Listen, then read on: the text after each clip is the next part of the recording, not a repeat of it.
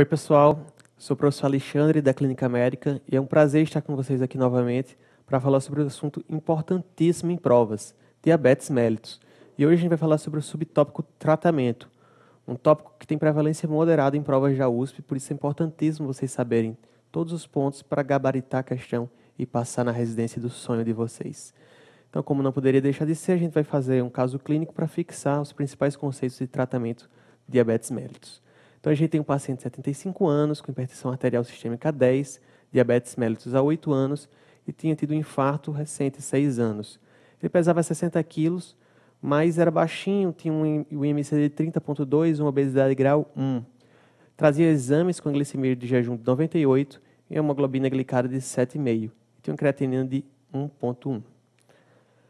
Usava várias medicações, um lixo enorme, usava atenolol, enalapril, AS, atorvastatina, metformina, gliclazida, pioglitazona, linagliptina, empaglifosina, GOL.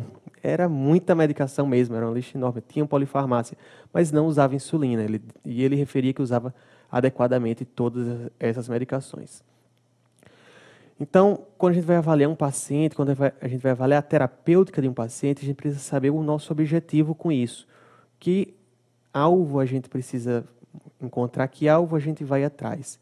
De maneira geral, a gente fala que o alvo para tratar diabetes é uma hemoglobina glicada menor que 7. Mas isso a gente não pode generalizar para todo mundo. Então, para isso, vou pedir a ajuda do Chico Buarque para explicar para vocês. Então, meta de hemoglobina glicada para todos não existe. Tem que individualizar mesmo.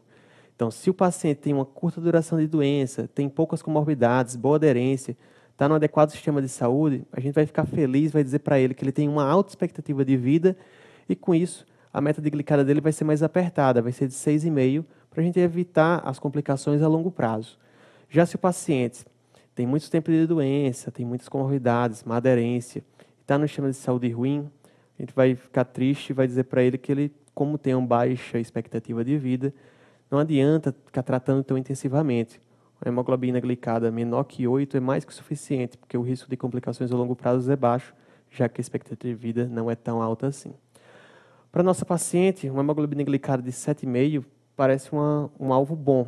Apesar deles terem algumas complicações, como microvasculares, como a microalbuminúria positiva dela, e ter complicações macrovasculares, como o infarto agudo do miocárdio recente, que ela teve há uns 6 anos atrás, ela só fazia uso de antidiabéticos orais e tinha acesso a várias medicações que ela conseguia comprar, conseguia ter acesso pelo sistema de saúde dela. Então, dá para considerar uma glicada ali no meio de 7,5 mais que o suficiente. Agora, temos que evitar hipoglicemias. Não adianta uma glicada de 7,5 cheio de hipoglicemias. E para saber que medicações geram hipoglicemia, é preciso conhecer o mecanismo dos fármacos para diabetes. Aqui eu separei para vocês só o que a paciente usava. Ela usava metformina, pioglitazona, glicazida, linagliptina e empaglifosina, que é só o que ela usava para diabetes. Então vamos começar falando da metformina e da pioglitazona. Elas são medicações que a gente chama de sensibilizadoras de insulina. Elas mudam a nossa sensibilidade do corpo para fazer com que a insulina que produz no pâncreas funcione melhor. A principal medicação desse grupo são as biguanidas, que é a famosa metformina. Ela ativa o MPK, reduzindo a resistência à insulina, principalmente no fígado. Como a gente vai reduzir a resistência à insulina no fígado, a gente vai reduzir os efeitos anabólicos da insulina no fígado e no organismo todo, já que vai diminuir a secreção de insulina. Quando a gente reduz os efeitos anabólicos, a gente emagrece. Então, é uma medicação que ela é boa para diabetes e leva a uma perda de peso. Ela é uma medicação potente, que é bastante antiga. A gente conhece bastante os efeitos colaterais dela a longo prazo. Por isso que ela é a principal medicação como primeira opção de tratamento. Então, toda vez que a gente vai começar o tratamento para diabetes, a gente começa a metformina, exceto se tiver alguma contraindicação, como a insuficiência renal. Já as tiazolinedionas, a famosa pioglitazonas, elas agem ativando o PPAR-gama no músculo e na gordura. Então, como elas ativam, elas promovem um aumento da adipogênese. Como elas promovem esse aumento no osso também, leva à osteoporose, e como aumenta a adipogênese, leva ao ganho de peso. Então, são medicações que melhoram a sensibilidade, mas diferente da metformina, elas levam ao ganho de peso. Já a glicazida está dentro dos grupos dos secretagogos. Os secretagogos temos as sulfonilureias, que é a glicazida em si, e temos as glinidas também. Os secretagogos, elas estimulam o pâncreas a forçar a produzir insulina. Mesmo que não estiver precisando, elas forçam para o pâncreas produzir. Então, elas aumentam a secreção de insulina. Como eu falei, a insulina é um hormônio super anabólico. Tem até alguns caras loucos em academia que usam a insulina para anabolizante. É usado também, embora não usem, porque o risco disso, o efeito colateral disso é alto. Mas, enfim, nosso paciente usava glicazida, que é uma sulfonilureia, que poderia levar a ganho de peso também, poderia levar a hipoglicemia também. As glinidas são outro grupo de medicações, que tem a rapaglinida, a nataglinida, que elas são como se fossem sulfonilureia, só que de curta ação. A gente usa quando tem só uma refeição alterada e elas são pouco potentes. Então, se tiver alguma pós-refeição, alguma refeição que glicemia durante a refeição que tiver muito acima, a gente nem vai usá-las. Outro grupo de medicações que a paciente usava era a linagliptina, os famosos inibidores de DPP-4. Para entender essas medicações que a gente chama incretinomiméticos, vou contar um pouquinho da fisiologia do GLP, que é um hormônio que é produzido no intestino de maneira glicose dependente. Então, quando o intestino entra em contato com a glicose, entra em contato com o carboidrato, ele começa a produzir esse hormônio, que é o GLP. O GLP manda informação para o pâncreas: opa, aqui tem comida, aqui tem carboidrato, comece a funcionar. Então, o pâncreas começa a funcionar melhor, começa a produzir insulina, mas só quando a gente tem alimento dentro do intestino. Então, ela é uma medicação inteligente que ela melhora o funcionamento do pâncreas, mas não dá hipoglicemia. Tem dois grupos de medicações que atuam aqui, como eu falei. Primeiro, os agonistas do GLP-1, as famosas glutidas. Então, a gente dá o próprio hormônio que é análogo ao GLP. Então, é um tratamento extremamente potente. Então, ele vai ficar avisando o pâncreas quando tem comida e quando não tem comida. Então, tem uma outra vantagem. Além do pâncreas, ele avisa o hipotálamo quando tem comida e quando não tem comida. Como ele avisa o hipotálamo, ele pode ser usado para emagrecer, que a pessoa vai estar com constante estímulo que tem comida ali. Então, vai diminuir a vontade de alimentar, o paciente vai perder peso também. O problema é que, como eu falei, ele é um hormônio, é um peptídeo, e todo hormônio peptídico, todo hormônio derivado de proteína, não dá para fazer por via oral, porque o suco gástrico iria degradar. Então, tem que ser subcutâneo. Além disso, ele é uma medicação até certo ponto cara. Para contornar esses problemas, foi desenvolvido os inibidores do DPP-4. DPP-4, fisiologicamente, são uns peptídeos que degradam, que destroem o GLP-1. Então, quando eu dou algo que vai diminuir o DPP-4, eu vou deixar o GLP-1 mais alto. Agora, é o próprio GLP-1 que o intestino produz. Então, não é um aumento tão grande, é um aumentozinho. Ele melhora a diabetes, mas não tem uma repercussão tão grande no peso. Ela é neutra no peso, mas melhora a diabetes. Outra medicação que a paciente usava era a empaglifosina. Então, são as famosas glifosinas. São as medicações novas que elas atuam no canal do rim, no canal do túbulo contorcido proximal, que ela reabsorveria a glicose. Então, quando o paciente diabético, ou quando mesmo a gente come muita glicose, a gente passa um pouquinho de glicose pelo esse túbulo contorcido. Só que esse canal ele vai reabsorver. Quando a gente usa essa medicação, a glicose passa direto e a gente vai urinar açúcar, como vocês veem aí no slide. Um efeito colateral dessa medicação, como a gente vai urinar açúcar, pode aumentar a infecção urinária, já que vai ter substrato para a bactéria ali. É interessante vocês perceberem que, assim, antigamente, se a gente fazia diagnóstico de diabetes, a gente não, que eu não sou dessa época, mas as pessoas mais idosas faziam quando tinha açúcar, quando tinha formiga na urina, que indicava que tinha açúcar na urina. Então, com essa medicação, vai ter açúcar na urina, vai ter formiga ali em volta da urina, e o paciente vai estar bem controlado da diabetes. Então, até parece um contrassenso, mas vocês agora entenderam, é bem explicado aqui. E outro grupo de medicações que a paciente não usava, mas pode cair em prova, são os inibidores da alfa-glicosidase. Quando a gente come o carboidrato, é preciso quebrar no intestino o carboidrato para que o organismo consiga absorver. Quem quebra esse carboidrato é a alfa-glicosidase. Então, essa medicação vai inibir essa alfa-glicosidase, deixando o carboidrato inteiro. Então, a gente não vai conseguir absorver, ele vai sair pelo intestino.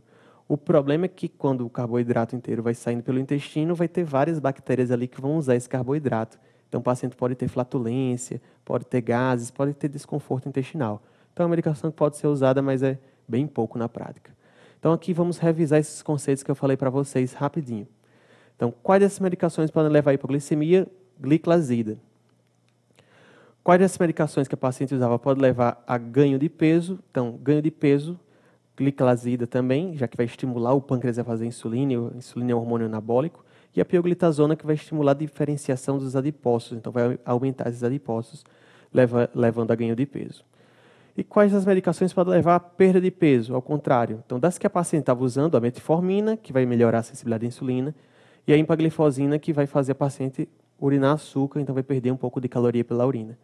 A paciente não estava usando, mas é uma das medicações que mais perdem peso, são os análogos do GLP-1, que são as glutidas, a liraglutida, o exenatida. Então, são medicações que a gente pode lançar mão, embora a paciente não estivesse usando. Então, sabendo disso, vamos continuar aqui a questão. Após 3 meses, a paciente volta para vocês com esse controle glicêmico no ambulatório. Então, tinha uma glicemia de jejum bem alta, 238, e o resto do dia tinha estava alto, mas não tão alto, estava modestamente alto. Tinha uma hemoglobina glicada que tinha alterado, estava uma glicada de 8,2. Então, aqui estamos diante da primeira etapa da falência diabética, da falência terapêutica no diabetes tipo 2, que geralmente vai manifestar a si mesmo, com a glicemia de jejum um pouco mais alta. Por quê? Pois o pâncreas está falhando para cobrir a liberação hepática de glicose, que vai acontecer mais à noite. Então, nesses casos, precisamos dar uma insulina que vai cobrir essa liberação de hepática de glicose à noite. São as insulinas que a gente chama basais, insulinas que têm uma ação um pouco mais lenta. Pode ser intermediária, que é NPH, que a gente pode usar 2 ou 3 vezes por dia, ou no caso do nosso paciente, a gente vai usar só à noite, ou pode ser uma insulina de elongação, que dura mais de 24 horas. Então, a conduta adequada aqui seria insulinização basal, que a dose seria entre 0,1 e 0,2 unidades quilo à noite. Então, vocês calcularam, pegaram ali no meio para facilitar para a paciente, iniciou 10 unidades de NPH à noite e ela retorna 4 meses depois, ele retorna 4 meses depois com esses controles aqui. Tinha uma glicemia de jejum boa, com menor que 130, para uma paciente com glicada de 7,5 está mais que suficiente. E só que após 2 horas do café estava muito alta, a paciente tinha incrementado mais de 200 de glicemia. Então, isso que chamava a atenção. Tem uma hemoglobina glicada de 7,8, a gente lembra que o alvo definido foi 7,5, como eu reforcei agora, e uma creatinina que mantinha estável. Então, diante desse quadro, temos a segunda etapa de progressão no diabetes tipo 2. Além de não cobrir a liberação hepática de glicose, justamente estamos usando a insulina NPH para isso, não está conseguindo cobrir o carboidrato da refeição. E para cobrir o carboidrato da refeição, a gente vai usar a insulina rápida. Então, aqui só para reforçar para vocês esse conceito de incremento. Então, pré-prandial, o objetivo é menor que 130. Pós-prandial, o objetivo menor que 160. Se quisermos sermos mais intensivos no tratamento, menor que 110, menor que 140. E o incremento até 40 entre o pré-prandial e o 2 horas após a refeição. Então, o paciente tinha mais que 200 de incremento aqui entre o pré-café e o pós-café. E a gente vê que o incremento nas demais refeições, pré-almoço e pós-almoço, pré-jantar e pós-jantar, não era tão alto assim.